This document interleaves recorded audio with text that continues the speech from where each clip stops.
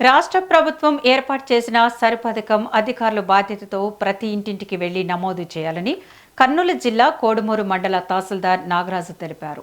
పెళ్లి చేసుకున్న కొత్త జంటలకు ఎవరైనా మరణించినా లేక ఓట్లు లేని వారు అధికారులకు చెప్పి వారి వివరాలను నమోదు చేసుకోవాలని కోరారు.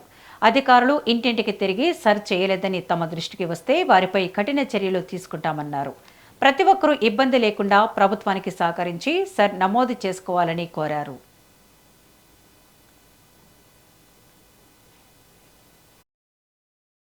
కోడుమూరులో నియోజకవర్గంలోని ప్రజలకందరికీ ముఖ్య విన్నపము.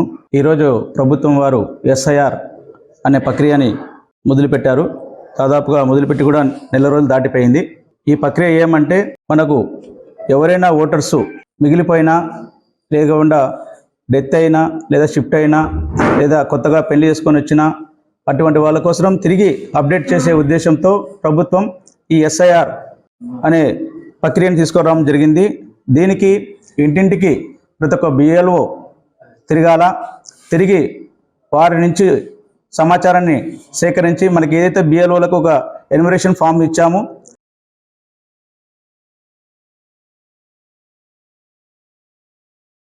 కోడుమూరులో నియోజకవర్గంలోని ప్రజలకందరికీ ముఖ్య విన్నపము. ఈరోజు ప్రభుత్వం వారు ఎస్ఐఆర్ అనే ప్రక్రియని మొదలుపెట్టారు. దాదాపుగా మొదలుపెట్టి కూడా నెల రోజులు దాటిపోయింది.